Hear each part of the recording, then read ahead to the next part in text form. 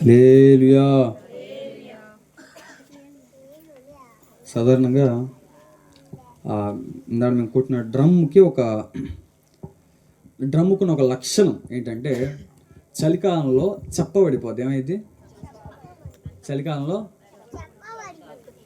మెత్తబడిద్ది, ఇంకా చప్పబడిద్ది.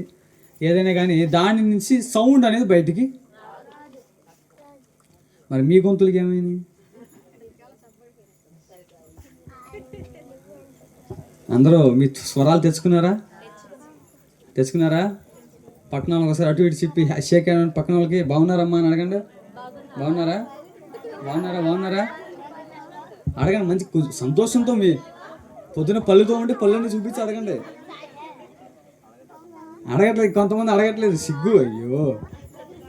హల్లెలూయా. ప్రభు అయిన యేసుక్రీస్తు వారి నామంలో మీ అందరికీ వందనాలమ్మా. ఇక్కడ కూర్చున్నవారు, వింటున్నవారు అందరికీ కూడా మీ అందరికీ కూడా వందనాలు. ఈ రాత్రి ఇట్టి చక్కని కూడికని ఏర్పాటు చేయడానికి, పిల్లలు సైలెంట్గా ఉండాలి. ఇంకా ఈ రాత్రి ఇట్టి చక్కని కూడికని ఏర్పాటు చేయడానికి దేవాది దేవుడు మన ప్రియులు సిద్ధినేని రవీంద్ర అన్న గారి ఇంట్లో ఒక గొప్ప కార్యాన్ని చేశారు. ఏంటా కార్యం అంటే సంవత్సరం అంతా దేవుడు కాపాడి వాళ్ళని ఎప్పటి వరకు కూడా నడిపించి వారిని దేవుడు వాడుకుంటూ ఈ ప్రాంతంలో వారి ద్వారా అనేకమైన కార్యాలు చేయిస్తూ వచ్చాడు. హల్లెలూయా.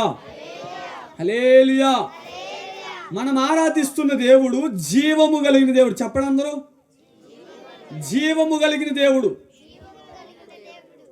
జీవం కలిగిన దేవుడు అంటే అర్థం ఏంటి? దీనికి ఏమైనా జీవం ఉందా? చెప్పాలి. దీనికి ఏమైనా జీవం ఉందా? దీని అంతటి ఇది ఏమైనా చేయగలదా? ఇప్పుడు చెప్పండి, మీలో జీవం ఉందా?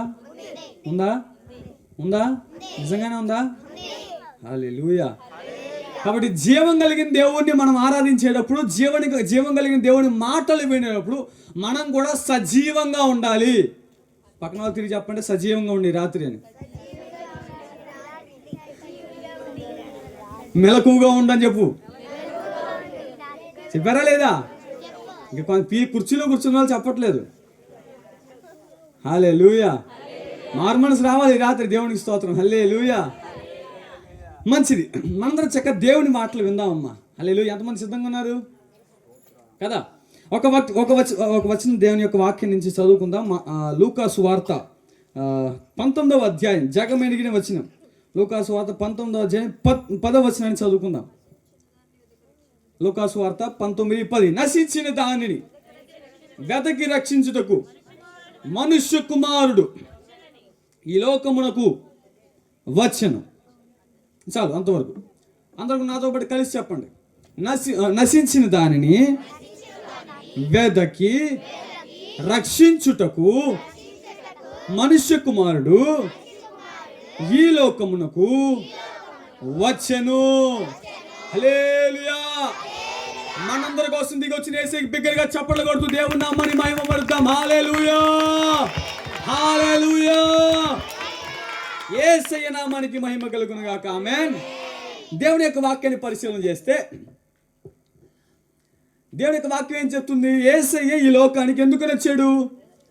నశించిపోయింది ఏదైతే ఉందో, తప్పిపోయింది ఏదైతే ఉందో దాన్ని తిరిగి రక్షించడానికి యేసయ్య ఈ లోకానికి వచ్చాడు. లూకా అనే భక్తుడు యేసయ్యని గురించిన పెద్ద చరిత్ర రాశాడు. యేసయ్య గురించి రాశాడు. అలాగే యేసయ్య స్థాపించిన తర్వాత ఆయన శిష్యులు చేసిన కార్యాల గురించి కూడా ఒక పెద్ద చరిత్ర, 2 పుస్తకాలు రాశాడు లూకా అనే ఆయన. ఏంటా 2 పుస్తకాలు? ఒకటి లూకా సువార్త. చెప్పండి అందరూ. రెండవది ఏంటిది? అపోస్తుల కార్యము. రెండవది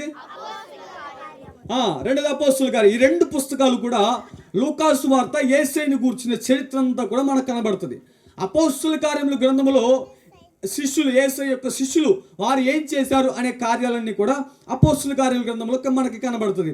ఇప్పుడు లూకా సువార్తలో యేసయ్య ఎలా పుట్టాడు, ఎక్కడ పుట్టాడు, ఎందుకు పుట్టాడు, ఏం చేశాడు, ఎలా జీవించాడు, ఆయన ఏం చెప్పాడు అనే విషయాలన్నీ కూడా స్పష్టంగా రాయబడినాయి. స్పష్టంగా.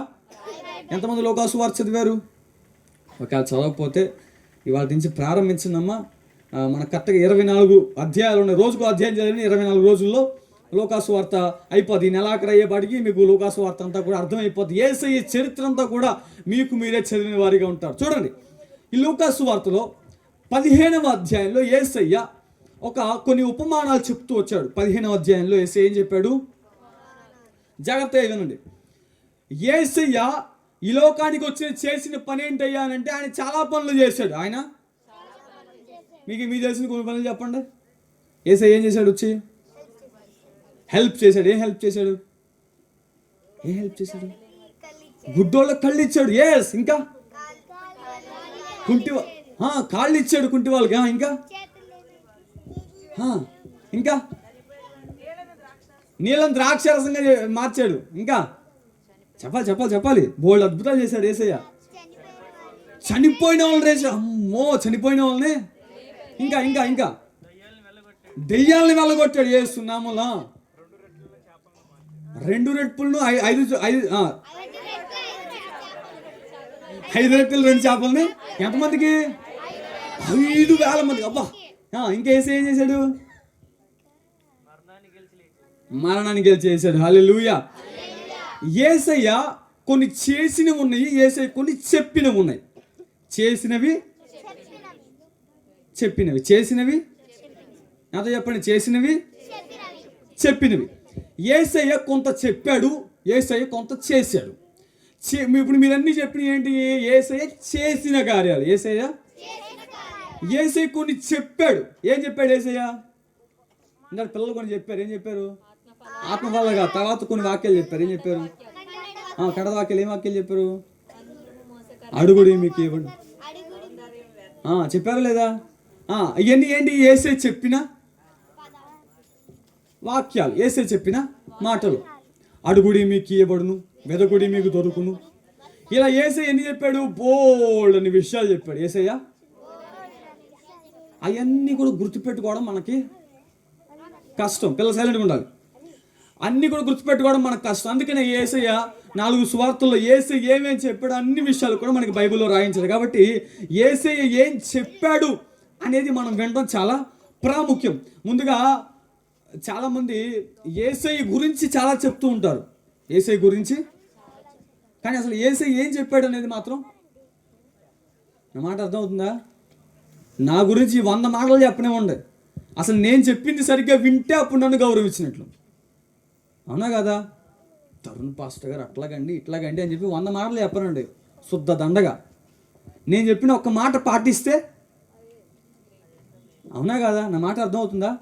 యేసయ్య గురించి 100 చెప్పొచ్చు మనం. యేసయ్య అద్భుతాలు చేశాడు, యేసయ్య ఈ అద్భుతాలు చేశాడు, యేసయ్య అలాంటి వాడు ఇలాంటి వాడు గొప్ప కార్యాలు చేశాడు అన్నీ చెప్పొచ్చు మనం.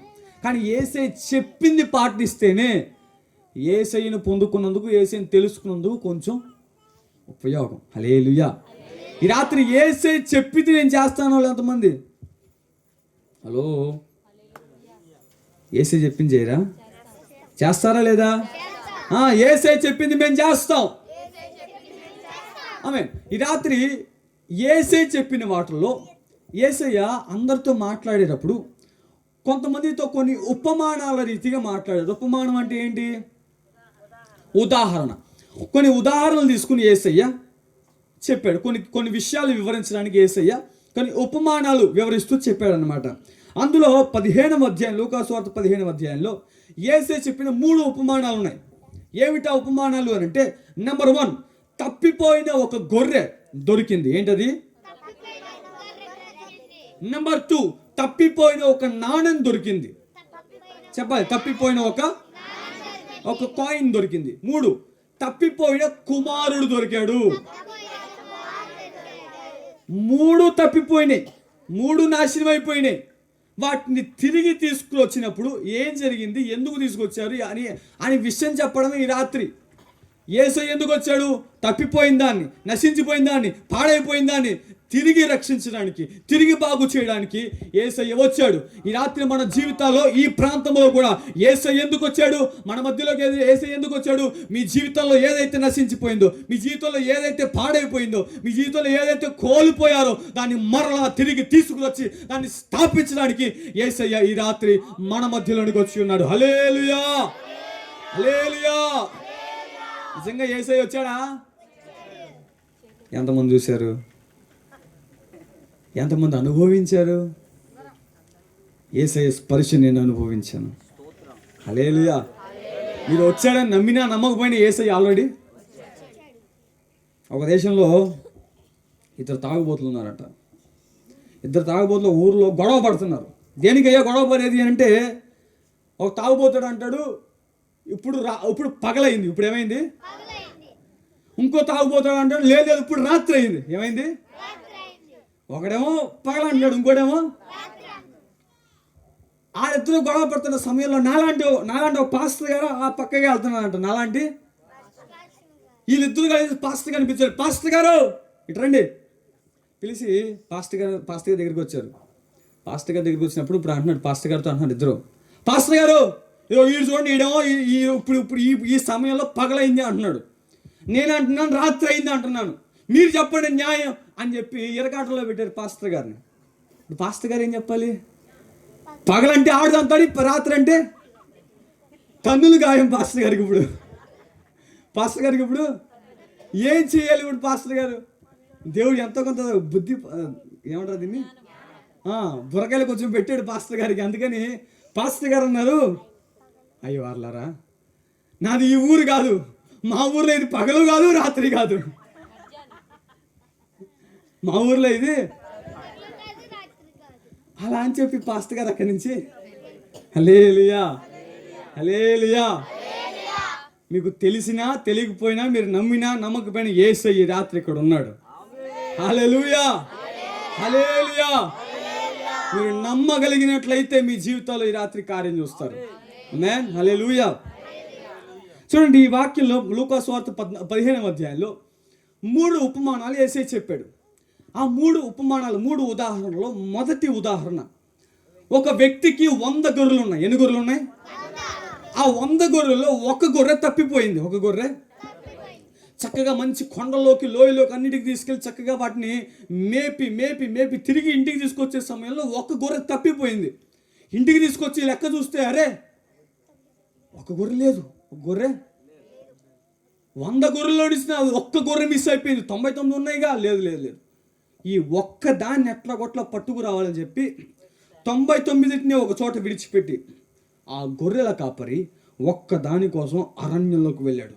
తన ప్రాణాన్ని సైతం లెక్క చేయలేదు, ఏమీ ఆలోచించలేదు. అరణ్యంలో క్రూరమృగాలు వస్తాయా, అరణ్యంలో ఏమి నన్ను తినేస్తాయో, అరణ్యంలో ఎక్కడ గుంట్లో నేను పడిపోతానో, నాకు ఏ అపాయం వస్తుందో ఏమీ కూడా ఆలోచించకుండా తన ప్రాణాన్ని సైతం పణంగా పెట్టి అరణ్యంలోనికి వెళ్ళి క్రూరమృగాల మధ్యలోనికి వెళ్ళి ఆ తప్పిపోయిన దాన్ని వెదకి మరలా ఆ గొర్రెని తీసుకొచ్చి తన మందలో కలిపాడు. హల్లెలూయా. ఈ రాత్రి మనం ఆరాధిస్తున్నది యేసయ్య యొక్క మనసు ఏంటో తెలుసామా? ఆ యేసయ్య మనసు, నీవు తప్పిపోతే, నీవు పడిపోతే, నీవు జారిపోతే, నీవు కృంగిపోతే నేను అక్కడ విడిచిపెట్టే ఇష్ట మనసు కలిగిన వాడు కాదు నా యేసయ్య. ఆయన నువ్వు కృంగిపోయావని చెప్పి విడిచిపెట్టేవాడు కాదు. మన బంధువులు విడిచిపెడతారు, మన స్నేహితులు విడిచిపెడతారు, అరే దీని పని అయిపోయింది, ఇక వీడి పని అయిపోయింది, ఇక వీళ్ళు లెగలేదు అని చెప్పి విడిచిపెట్టి వెళ్ళిపోయేవాళ్ళు ఎంతమంది ఉన్నప్పటికీ కూడా నా యేసయ్య మనసు ఏంటో తెలుసా? ఇదిగో నా బిడ్డ కృంగిపోయింది, నా బిడ్డ పడిపోయింది, నా బిడ్డ ఎక్కడో అరణ్యంలో లాస్ అయిపోయింది, ఇదిగో ఇక అన్ని పోయినాయి, అయినా సరే అక్కడికైనా సరే అగాధ కూపంలోకైనా సరే వెళ్ళి నేను దాన్ని మరలా తిరిగి హల్లెలూయా హల్లెలూయా హల్లెలూయా. అట్టి మనసు కలిగిన యేసయ్య ఈ రాత్రి మన మధ్యలో ఉండగా చప్పట్లు కొడుతూ ఆ యేసయ్యకి బిగ్గరగా స్తోత్రం చెల్లిద్దాము. యేసయ్యా నీకు వందనాలయ్యా, నా పడిపోయిన స్థితిని ఇదిగో మరలా బాగు చేయడానికి, ఇదిగో అగాధ కుప్పలను నన్ను మరలా రక్షించడానికి ఇక్కడికి వచ్చావయ్యా. ఎంతమంది స్తోత్రం చెప్తారు? హల్లెలూయా హల్లెలూయా. తప్పిపోయిన దాన్ని వెదకి వెదకి వెదకి వెదకి తీసుకొచ్చాడు ఆ గొర్రెల కాపరి. నెంబర్ 2, ఒక స్త్రీ దగ్గర 10 నాణ్యాలు ఉన్నాయి. ఎన్ని ఉన్నాయి? నాణ్యం అంటే ఏంటి? కాయిన్స్. 10 నాణ్యాలు ఉన్నాయి. వాటిలో ఒకటి పోయింది. ఒకటి ఎలా పోయిందో మనకు తెలియదు, పోయింది. ఈ స్త్రీ ఏం చేసింది? ఎక్కడ వెతికింది? తన ఇల్లంతా ఊడ్చి చక్కగా జాగ్రత్తగా నిబద్ధత కలిగి వెతికిన తర్వాత నాన్న దొరికింది. దొరికినప్పుడు ఆవిడంతో సంతోషించింది. ఆవిడంతగానో. ఇప్పుడు చెప్పండి నాకు, తప్పిపోయింది గొర్రె, వెతగ్గా తప్పిపోయింది నాణం వెతగ్గా వెతగ్గా. ఇప్పుడు మూడో ఉపమానంకి వద్దాం. ఒక తండ్రికి ఇద్దరు కుమారులు ఉన్నారు. ఒక తండ్రికి వారిలో ఒక కుమారుడు అంట, చిన్న కుమారుడు నా బోటోడు. వాడు ఏం చేశాడు? తండ్రి దగ్గరికి వెళ్ళి, తండ్రి, డాడీ డాడీ, నాకు రావాల్సిన ఆస్తి అంతా కూడా నాకు వాటా పంచేయి అంటే సరే అని చెప్పి తండ్రి ఇచ్చేశాడు. తన వాటా ఇస్తే తండ్రి దగ్గర కొన్ని రోజులుండి ఆ డబ్బులు తీసుకుని వేరే చోటకి వెళ్ళిపోయాడు. ఒక మాట జాగ్రత్తగా ఆలోచించేస్తే ఈ చిన్న కుమారుడు దుబారా ఖర్చులు చేయడానికి ఒకవేళ తన తండ్రి ఆస్తిని తీసుకెళ్ళి దాన్ని ఇంకా వృద్ధి చేయాలని చెప్పి ఒక మంచి మోటివేషన్తోనే వెళ్ళాడేమో. దాన్ని ఇంకా వృద్ధి చేసి ఇంకా మంచి గొప్ప ధనవంతుడు అవ్వాలని ఒక కోరిక చేత వెళ్ళాడేమో. స్టార్టప్ బిజినెస్ స్టార్ట్ చేద్దామని వెళ్ళాడేమో. మంచి వ్యాపారం చేద్దామనే వెళ్ళాడేమో. కానీ వెళ్ళిన చోట ఎక్కడో దుష్ట సాంగత్యం ఆయన దగ్గరికి వచ్చింది.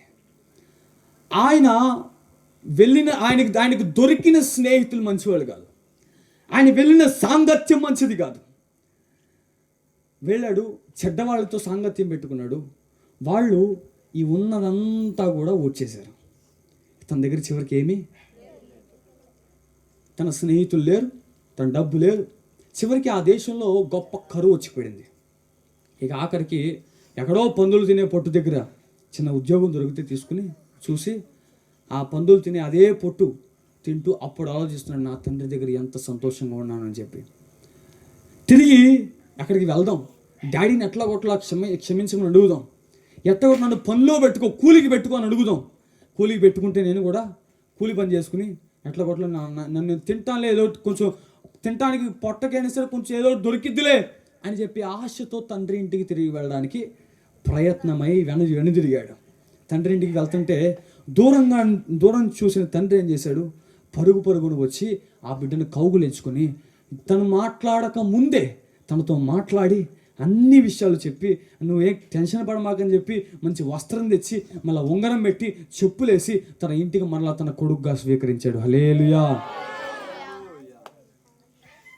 ఒక్క మాట జాగ్రత్తగా ఆలోచించండి. గొర్రె తప్పిపోయినప్పుడు గొర్రెలు కాబట్టి ఆ గొర్రెని వెతకడానికి వెళ్ళాడా లేదా?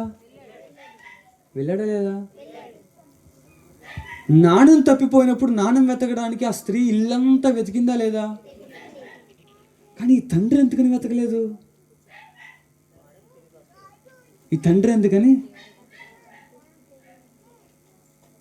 తండ్రి కుమారుని వెతకడానికి వెళ్ళాడా?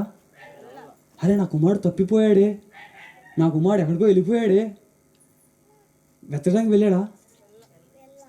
ఎంత క్రూరమైన తండ్రి! ఏమయ్యా, పక్కన ఒక ఆయన ఆ గొర్రె తప్పిపోతే ఎతకడానికి వెళ్ళాడు. ఈ పక్కన ఒక నాణ్యం తప్పిపోతే ఎతికింది. నువ్వేం మనిషివయ్యా, నువ్వు పెద్ద మనిషివి. చెట్టంత కొడుకు తప్పిపోతే వెతకడానికి వెళ్ళవా? నేనైతే నిలదీసేవాడిని. మీకు అనిపించట్లేదా? పోతే పోయాళ్లే, ఆస్తి పంచుకెళ్ళిపోయాళ్లే. హల్లెలూయా. కొన్ని విషయాలు జాగ్రత్తగా ఆ ఉపమానం నుంచి మనం నేర్చుకుని, మీరు చిన్నప్పటి నుంచి ఉన్న ఉపమానమే, పెద్ద కొత్త ఉపమానం కాదు కదా, అయినా కొన్ని విషయాలు జాగ్రత్తగా మనం నేర్చుకుని మనం ఈ పూట మనం ముగించుకుందాం. నెంబర్ 1, తండ్రి ప్రేమ. చెప్పండి అందరూ కూడా, తండ్రి ప్రేమ. అందరికి బిగ్గరగా చెప్పాలి, తండ్రి ప్రేమ. ఈ తండ్రి ఎలాంటి తండ్రి అంటే ప్రేమ కలిగిన తండ్రి. ఆ ప్రాంతంలో ఆ కాలంలో ఉన్న పరిస్థితులను బట్టి కనుక మనం జాగ్రత్తగా చూస్తే, ఏ కుమారుడు అయినా సరే వచ్చి, మామూలుగా ఆస్తి పంపకాలు ఎప్పుడు జరుగుతాయి అంటే ఎప్పుడైనా సరే తండ్రి చనిపోతే తర్వాత ఆస్తి పంపకాలని. ఒకవేళ ఏదైనా సరే కొడుకు వచ్చి తండ్రిని ఆస్తి పంచమని అడుగుతున్నాడంటే దాని అర్థం ఏంటి చెప్పనా? నువ్వు చచ్చిపోతే బాగుండు అని. నువ్వు ఇండైరెక్ట్గా ఏమంటే అర్థం? అక్కడ రాయబడిన మాట తండ్రి పంచి ఇచ్చానని చెప్పి రాయబడింది. కానీ మీరు కనుక గ్రీక్ భాషలో మూల భాషలోకి వెళ్ళి కనుక చూస్తే అక్కడ రాయబడిన మాట, తండ్రి అంట తన జీవాన్ని ఇచ్చాడంట. తండ్రి తన జీవాన్ని పంచాడంట. ఏం పంచాడంట? తనకి ఏదైతే ఉందో అదంతా కూడా తన జీవితాన్ని తండ్రి పంచాడు. తన జీవితాన్ని తండ్రి ఈ రాత్రికాల సమయంలో ఏ తండ్రిని మీరు ఆరాధిస్తున్నారు తెలుసా? మనకున్న తండ్రి ఎలాంటి తండ్రి తెలుసా? ఆయన ఎంత ప్రేమ కలిగిన తండ్రి అంటే, మనం ఆయన గుండెల మీద తనడానికి ప్రయత్నం చేసినా, నాన్న నువ్వు పైకి ఎక్కాలనుకుంటున్నావా, సరే నా గుండెల మీద తన్ని నువ్వు పైకి ఎక్కేసే అని చెప్పి తన ఛాతీనైనా సరే చీల్చి ఇవ్వగలిగిన తండ్రి. హల్లెలూయా, హల్లెలూయా. దేవుడు లోకమును ఎంతగానో ప్రేమించిన కాగా తన అద్వితీయ కుమారునిగా పుట్టిన వాని యందు విశ్వాసం ఉంచు ప్రతివాడు నశింపక. హల్లెలూయా. ఆ తండ్రి తన సొంత కుమారుని అనుగ్రహించేశాడే. ఈ తండ్రి ప్రేమ ఏం ప్రేమ? ఈ తండ్రి ప్రేమ తను చచ్చిపోమని అన్నంత పలికినా సరే మరలా తండ్రి ఏం చేస్తున్నాడు తెలుసా? సర్లే నా కుమారుడేగా. ఈ రాత్రి ఒక మాట, ఈ మాటలు వింటున్న ప్రతి ఒక్కరితో కూడా చెప్పాలనుకుంటున్నాను. యేసయ్య ప్రేమ కలిగిన తండ్రి. యేసయ్య ఆ ప్రేమ ఎలాంటి ప్రేమ తెలుసా? తల్లిదండ్రులు మనల్ని తిడతారు, మనకున్న ఈ లోకంలో తండ్రులు మనల్ని కొడతారు, ఈ లోకంలో మన తండ్రులు చివాట్లు పెడతారు, ఏదైనా చేస్తారు. కానీ ఈ తండ్రి ఎలాంటి తండ్రి చెప్పనా? అవసరమైతే తన ప్రాణాన్ని పంచి ఇచ్చే తండ్రి. తన ప్రాణాన్ని ఎక్కడైనా చూస్తారు ఇలాంటి తండ్రిని. తన ప్రాణాన్ని పంచి ఇస్తున్నాడు తండ్రి. ఇదే తండ్రి ప్రేమ గురించి మరొక విషయం చెప్పనా?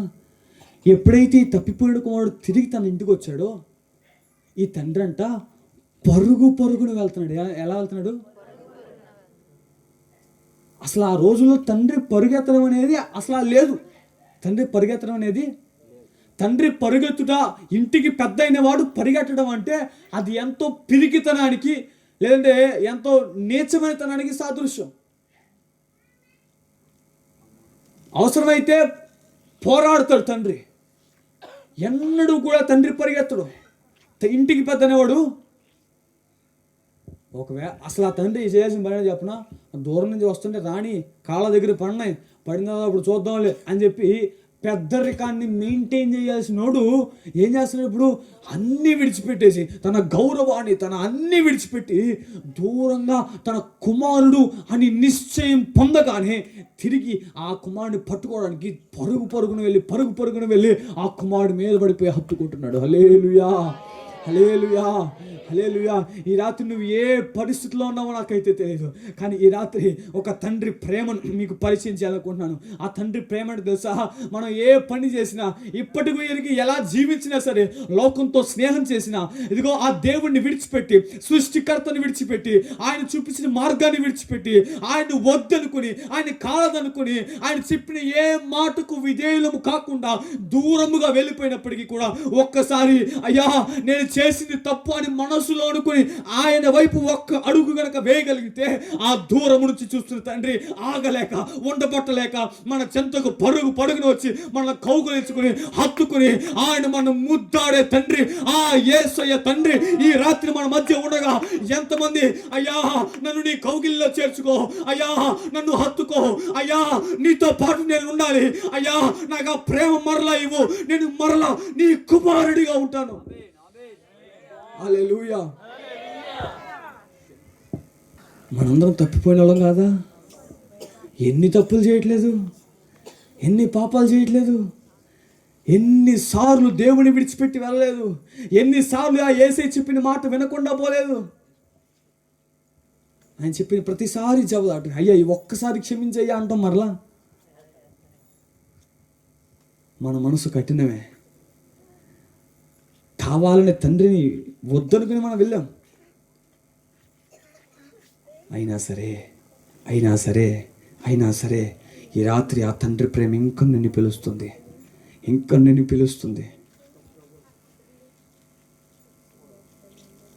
ఇంకో విషయం చెప్పనా? అక్కడ ఆ తండ్రి ఏం చేశారంటే తన సేవకులు తొందరగా పిలిచి, రండి రండి రండి రండి, నా కుమారుడికి ప్రశస్త వస్త్రం, నిజానికి ప్రశస్త వస్త్రం అని రాశాం కానీ తెలుగులో, ఆయన ఉద్దేశించిన మాట ఏమిటంటే ఈ ఇంటిలో ఉన్న అత్యుత్తమమైన వస్త్రం, ఆ ఇంట్లో ఉన్న విలువైన వస్త్రం, అతి శ్రేష్టమైన వస్త్రం, ఆ వస్త్రాన్ని పట్టుకుని అంటాడు. ఆ వస్త్రం ఎవరిది ఇంతకీ? ఆ ఇంట్లో తండ్రిదే. తండ్రికి తప్ప అంత విలువైన వస్త్రం ఆ ఇంట్లో ఇంకెవరికి ఉండదు. ఆయన ఏమన్నాడంటే, నా వస్త్రాన్ని తీసుకొచ్చి ఈయనకి. హల్లెలూయా, హల్లెలూయా, హల్లెలూయా. ఏం తండ్రి అండి ఆయన! ఏ ప్రేమ! ప్రేమ యేసయ్య ప్రేమ ఏంటా ప్రేమ? తను ఉన్న ఆ మహిమను విడిచిపెట్టి ఈ లోకానికి వచ్చి ఏం చేశాడు తెలుసా? మనము కోల్పోయిన ఆ మహిమని మనకి మరలా కప్పాడంట. హల్లెలూయా. ఏదైనా తోటలో మనందరం ఏం కోల్పోయాం? మహిమను కోల్పోయాం, దేవుడితో సంబంధాన్ని కోల్పోయాం. సృష్టి అంతా కూడా పాపంలో పడిపోయింది. ఆ పాపానంతా విడిపించడానికి ఏ సంబంధాన్ని అయితే కోల్పోయారో, ఏ మహిమనైతే మనం కోల్పోయామో, అదే మహిమను మరలా మనకి తిరిగి ఇవ్వడానికి యేసయ్య ఆ మహిమను విడిచిపెట్టి లోకానికి వచ్చాడు. ఆ మహిమతో మనల్ని కప్పాడు. హల్లెలూయా, హల్లెలూయా. ఎంతమంది ఈ మాట విన్నారు? నీతిమంతులు విశ్వాస మూలముగా జీవించెదరు.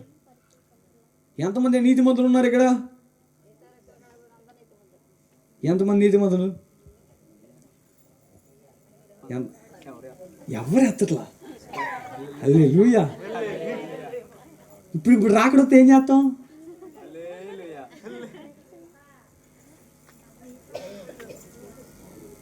మీరు ఎందుకని చేయట్లేదు చెప్పనా? ఎందుకనంటే మీరు మీ క్రియలను బట్టి నీతిమంతులమా కాదా అని చెప్పి మిమ్మల్ని మీరు అంచనా వేసుకుంటున్నారు.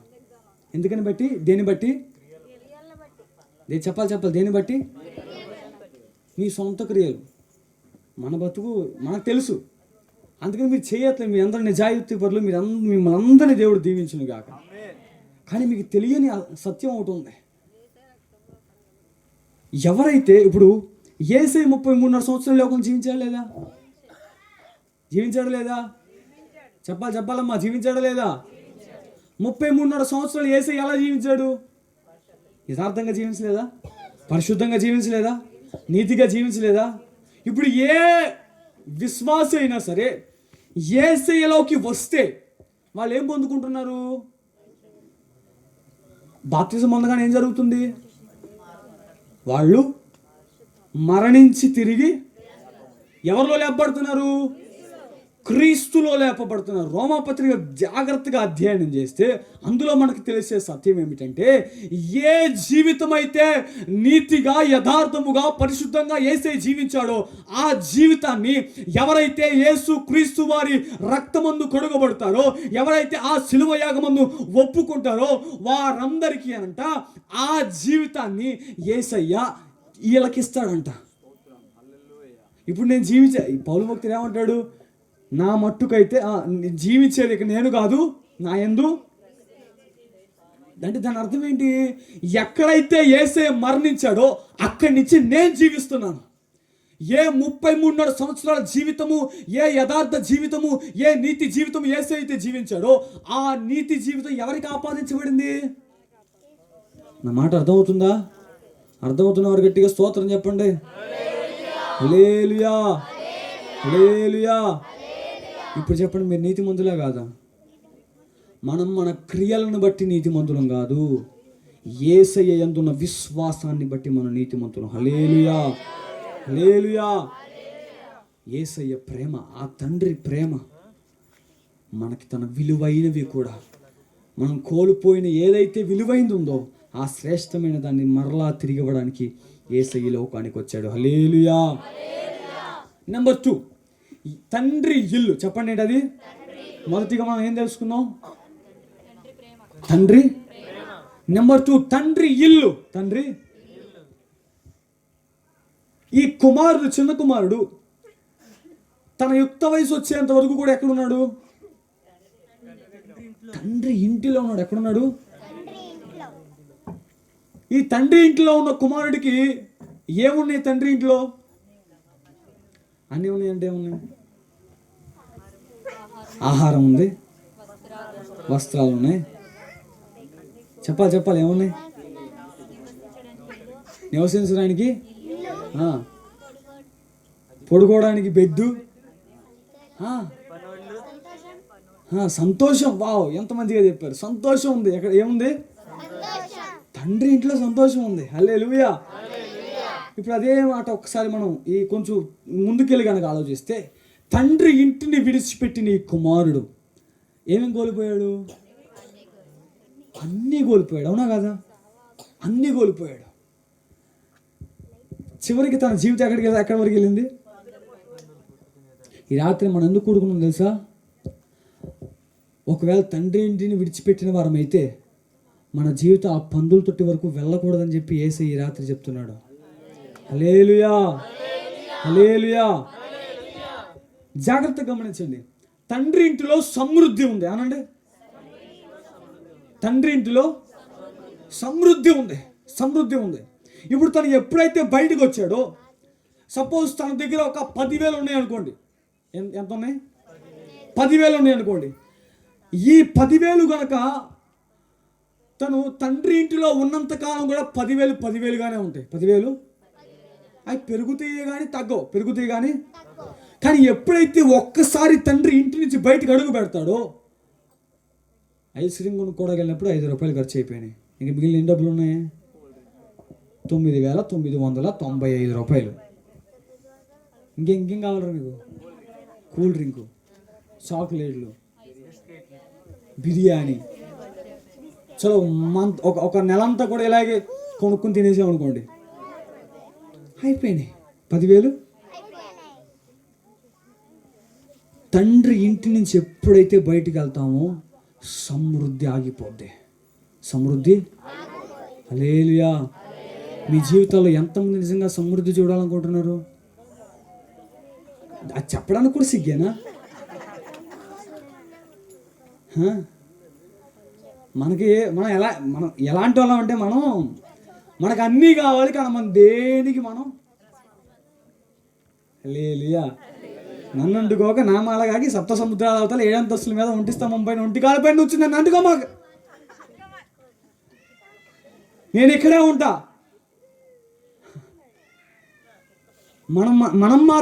మనకన్నీ మాత్రం హల్లెలూయా. ఈ రాత్రి కొంచెం మారుతాం. పక్కన చెప్పండి, నేను కొంచెం మారుతాను ఈ రాత్రి. చెప్పండి అమ్మ, గట్టిగా చెప్పాలి. నేను కొంచెం మారుతాను ఈ రాత్రి. చెప్పట్లా, సిగ్గుపడుతున్నారు. హల్లెలూయా. మనం కొంచెం మారదాం ఈ రాత్రి. ఎందుకని మారాలి? తండ్రి ఇంట్లోకి వచ్చేద్దాం. మనం ఎక్కడికి వద్దాం? ఏముంది తండ్రి ఇంట్లో? సమృద్ధి ఉంది. ఏముంది? ఇప్పుడు ఎప్పుడైతే బయటికి వెళ్ళాడో ఉన్న డబ్బులు అయిపోయినాయి, ఉన్నంతా కూడా అయిపోయినాయి. స్నేహితులు లేరు, సహవాసం లేరు, సంతోషం లేదు, ఆనందం లేదు. పైపెచ్చు ఆ దేశంలో ఒక కరువు వచ్చింది. ఏమొచ్చింది? చెప్పాలి. ఏమొచ్చింది? కరువు వచ్చింది. కరువు అంటే అర్థం ఏంటి? తింటాకుండదు. అసలే మనోడి దగ్గర డబ్బులు లేవు. డబ్బులు లేవు. ఏ పట్టణం అది? సోమరాం పట్టణంలో ఒకసారి గొప్ప కరువు వచ్చింది. గాడిద తల 80 రూపాయలకి అమ్మారంట. అంటే కరువు వస్తే అమాంతంగా ప్రైజ్లన్నీ ఏమవుతాయి? ఆ మధ్య శ్రీలంకలో కరువు వచ్చిందని చెప్పి కేజీ చికెన్ 1000 రూపాయలు చేశారంట. నిజం.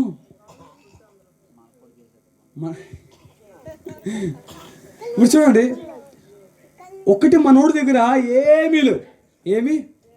తింటాకి తిండి లేదు, డబ్బులు లేవు, ఏమీ లేవు. పైపెచ్చు ఆ దేశంలో కరువు వచ్చిన ఎవడైనా బిచ్చమేస్తాడా? కరోనా సమయంలో ఎవరైనా సరే దాన ధర్మాలు చేసిన వాళ్ళు ఉన్నారయ్యా అంటే క్రైస్తవులే. అవునా కదా? ఎంత చేశారు? కోట్లు విరివిగా చేశారు. అది ఉండి చేశారు, ఎట్లా లేకుండా చేశారు నాకైతే తెలియదు, కానీ విరివిగా చేశారు. మిగిలిన వాళ్ళందరూ ఏం చేస్తున్నారు? సేవ్ చేయాలి. ఏం చేయాలి?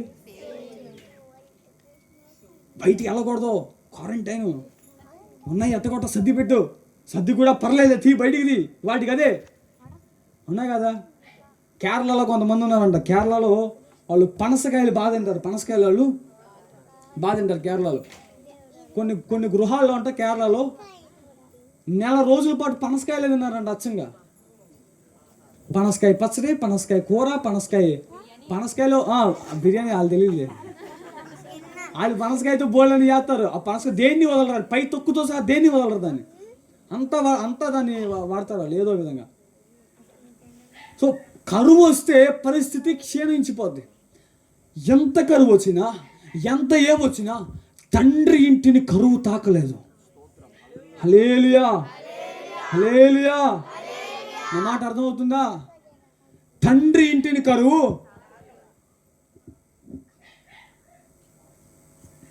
బయట ఏది ఏమైనా అయిపోయినామండి. మీరు కనుక నిజంగా దేవుని గృహంలో ఉన్నట్లయితే, దేవుని ఆ కుటుంబంలో, ఆ ఇంటిలో, ఆ పరిధిలో కనుక మీరు ఉండగలిగినట్లయితే మీరు రక్షించబడతారు. హల్లెలూయా. రాహాబు అనే వేశ్యతో ఇద్దరు దైవజనులు వస్తే వాళ్ళతో అడిగింది రాహాబు వేశ్య, అయ్యా నేను మిమ్మల్ని రక్షించాను, నేను నా ఇంటి వారు రక్షించబడాలంటే ఏం చేయాలయ్యా అని అంటే, ఆ దైవజనులు చెప్పి మాట, అమ్మా నీ ఇంటి కిటికీకి ఇదిగో ఎర్రని తాడు కట్టు. ఈ తాడును గనక ఎవరైతే ఈ తాడు ఉన్న ఇంట్లో ఉంటారో, ఈ ఇంటి పరిధిలోకి ఎవరైతే వస్తారో వారందరూ రక్షించబడతారు. ఈ ఎరికో యొక్క పెద్ద గోడలు, ప్రాకారం అవన్నీ పడిపోయినాయి. ఈ ఒక్క ఈల ఇల్లు మాత్రం అలాగ నిలబడింది. హల్లెలూయా, హల్లెలూయా. నేనంటాను, యేసు రక్తం మీ మీద ఉందా? యేసయ్య గృహంలో మీరున్నారా? యేసయ్య ఇంటిలో మీరున్నారా? యేసయ్య కృప మీ మీద ఉందా? ఇక మీ జీవితాలకు ఏ అపాయము కూడా. హల్లెలూయా. అయ్యా అయినా మా జీవితాల్లో పెద్ద ఏమీ లేదయ్యా. ఎందుకని లేదు చెప్పనా? మీరు ఈ మాటని మీరు నమ్మట్లేదు. మాట మీరు నేను మిమ్మల్ని అందరినీ కూడా హోటల్ తీసుకెళ్ళాను అనుకోండి, వస్తారు నాతో పాటు? మంచి హోటల్కి తీసుకెళ్తానులే. యాక్చువల్ ఎప్పుడే నమ్మట్లేదు అసలు.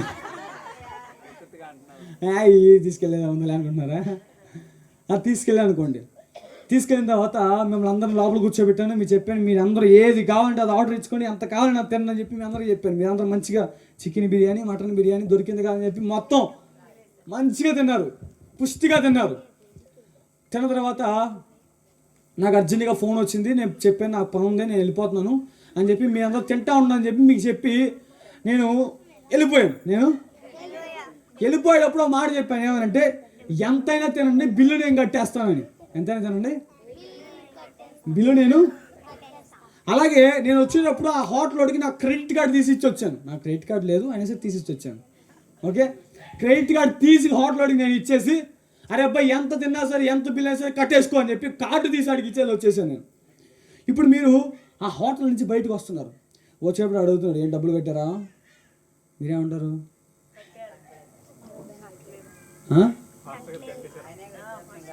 నా మాట కనుక మీరు నమ్ముంటే మీరేమంటారు? మా పాస్టర్ గారు కట్టారు చూసుకో అని అంటారు. ఒకవేళ నమ్మకం లేకపోతే, ఏమన్నా మా పాస్టర్ గారు కట్టాడో లేదో ఆడికి హోటల్ అడిగండి, అయ్యా తెలియదు అనుకుంటా వీళ్ళకి. చలో పదండి, మీరు డబ్బులు కట్టలేదు కానీ వెళ్ళి పిండి రూపాయలు పదండి అని చెప్పి ఎక్కడ తీసుకెళ్తాడు? నేను వచ్చి మిమ్మల్ని విడిపించేదాకా మీరేమవుతారు? పిండి రూపుతూ కూర్చుంటారు. అవునా కాదా? అదంతా ఎందుకు వచ్చింది? నా మాట మీరు దేవుని వాక్యాన్ని నమ్మట్లా. మనం దేవుని వాక్యాన్ని ఉన్నది ఉన్నట్లుగా, హలో నా మాటలు అర్థమవుతుందా? ఏ అపాయము నీ గుడారమును సమీపించదు అనేది వాక్యమా కాదా? కొత్త సంవత్సరంలో ఒక్క వాగ్దానం వచ్చింది కదా అని చెప్పి పోనీ కనీసం నా బాగా నాకు అర్థం కాదు. సంవత్సరంలో వాగ్దానం తీసుకుంటారు, సంవత్సరం అంతా దానికోసం ప్రార్థన చేస్తామా? ప్రతిరోజు దానికోసం ప్రార్థన చేస్తారా? ఇప్పుడు ఎంత ఎన్ని రోజులని? 6 రోజులని. మీరు తీసుకున్న వాగ్దానం ఎత్తిపెట్టి నేను రోజు ప్రార్థన చేశాను వాళ్ళు ఎంతమంది ఉన్నారు? నేను చేయొస్తాను, నేను రోజు ప్రార్థన చేశాను. మరి ఇంకెందుకు ఇంకా వాగ్దానం తీసుకుని ప్రయోజనం ఉంది చెప్పండి? బైబిల్లో పెట్టుకుంటే బాగుంది, కలర్ఫుల్గా ఉందని. అమ్మ కొంచెం మారదాం మనం. చెప్పండి, ఏమవుదాం? చెప్పండి, ఏమవుదాం? మారదాం. మనం యేసయ్య ఇంట్లోకి వద్దాం. ఎక్కడికి వద్దాం? ఏంటి యేసయ్య ఇల్లు? ఎక్కడైతే ఆయన సన్నిధి ఉంటుందో అదే. నిజంగా చెప్పండి, మీ ఇల్లు యేసయ్య ఇల్లాగా ఉందా? మీ ఇల్లు నీతిమంతుల గుడారంలో రక్షణ సునాదాలు. మీ ఇంట్లో ఏమి వినపడుతున్నాయి? గొడవలు వినపడుతున్నాయా? మీ ఇంట్లో ఏమి వినపడుతున్నాయి? లోకపు పాటలు వినపడుతున్నాయా? లోకపు మాటలు వినపడుతున్నాయా? ఈ రాత్రి ఇవన్నీ మారిపోవాలి. ప్రతి ఇల్లు యేసయ్య ఇల్లుగా మారిపోవాలి. యేసయ్య నివసించే ఇల్లుగా మారిపోవాలి. ఆ ఇంట్లో నిశ్చయముగా సమృద్ధి ఉంటుందని ఈ రాత్రి నా దేవుడు ప్రకటిస్తున్నాడు. హల్లెలూయా. నెంబర్ 3 ఆఖరిగా చెప్పి నేను ముగిచేస్తాను. యేసయ్య ఇచ్చిన ఆ ధన్యత. యేసయ్య ఇచ్చిన, ఇంకా చెప్పాలంటే కుమారుని స్థానం. కుమారుని చెప్పండి, కుమారుని స్థానం. కుమారుని ఇప్పుడు అన్నీ పోగొట్టుకుని అన్నీ చేసేసి అంత నాశనం చేసేసి వచ్చిన తండ్రి ఆ కుమారుడికి ఏమన్నా ఇస్తారా? సపోజ్ మీ ఇంట్లో 10th చదువు కొడుకున్నాడు అనుకోండి, ఆ 10th ఫెయిల్ అయిపోయాడు. ఆ 10th మీరు ఏమన్నారు? అరే అబ్బాయి, నువ్వు 10th పాస్ అయితే నీకు నేను బైక్ కొనిస్తా అన్నారు. బైక్ లైసెన్స్ లేదు కాబట్టి సైకిల్ కొనిస్తా అన్నారు. ఏం కొనిస్తా అన్నారు?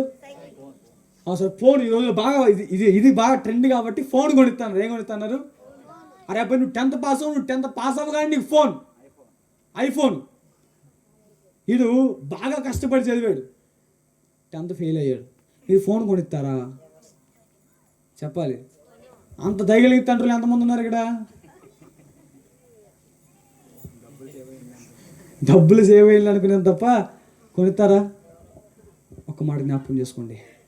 యేసయ్య అన్నీ కోల్పోయి అంతా నాశనం చేసి తన వాటా అంతా పాడు చేసేసినప్పటికీ కూడా, ఆస్తంతా నష్టం చేసినప్పటికీ కూడా ఆ కొడుకు తిరిగి వస్తున్నాడని చెప్పి చూడగానే వెళ్ళి కౌగిలించుకుని తన కుమారుని స్థానాన్ని, బానిస స్థానాన్నిగా తనకిచ్చింది, కూలివాడి స్థానాన్నిగా తనకిచ్చింది, కుమారుని స్థానాన్ని తనకి తిరిగి ఇచ్చాడు. హల్లెలూయా, హల్లెలూయా. నేనంటానమ్మా, ఈ రాత్రి బాప్తిసం పొందిన కొత్తలో అయ్యా నేను అట్ట ప్రార్థన చేసే ఉన్నయ్యా, బాప్తిసం పొందిన కొత్తలో నేను ఇంత రోషం కలిగి ఉండేవాడిని అయ్యా, కానీ ఇప్పుడు ఏమైపోయింది? అదంతా చల్లారిపెడిపోయింది అయ్యా. అంతా ఏదో వెళ్ళే ఈ మందిరానికి వెళ్ళి వస్తున్నా కానీ ఏమి. ఈ రాత్రి మీ రాత్రి దేవుడు మరలా మిమ్మల్ని పిలుస్తున్నాడు. మరలా ఆ తండ్రి ఆ కుమారుడి స్థానాన్ని మీకు ఇవ్వాలనుకుంటున్నాడు. కోల్పోయిన ఆ స్థానాన్ని మీకు ఇవ్వాలనుకుంటున్నాడు. కోల్పోయిన ఆ స్థాయిని మీకు ఇవ్వాలనుకుంటున్నాడు. కోల్పోయిన ప్రార్థన జీవితాన్ని మీకు ఇవ్వాలనుకుంటున్నాడు. కోల్పోయిన అదే వాక్యపు ప్రత్యక్షత మీకు ఇవ్వాలనుకుంటున్నాడు. కోల్పోయిన దాన్ని మరలా తిరిగి ఇవ్వడానికి యేసయ్య ఈ రాత్రి దిగి వచ్చి ఉండగా మనందరం కూడా ఒకసారి లేచి నిలబడదాం. మనందరం లేచి నిలబడి కొద్ది నిమిషాలు ప్రార్థన చేద్దాం. హల్లెలూయా, హల్లెలూయా, హల్లెలూయా. ఈ రాత్రి నిజంగా ఎంతమంది ఆశపడుతుంది? మీ జీవితంలో మీరు ఏం కోల్పోయారో నాకైతే తెలియదు, ఏం నశించిపోయిందో నాకైతే తెలియదు, ఏం నష్టపోయారో నాకైతే తెలియదు. కానీ నా యేసయ్య ఈ రాత్రి వచ్చిన కారణం నష్టపోయిన మీ జీవితాన్ని, నష్టపోయిన మీ అవకాశాలని, నష్టపోయిన మీ ఆరోగ్యాన్ని అయినా సరే తిరిగి ఇవ్వడానికి యేసయ్య ఈ రాత్రి ఉన్నాడు. ఎంతమంది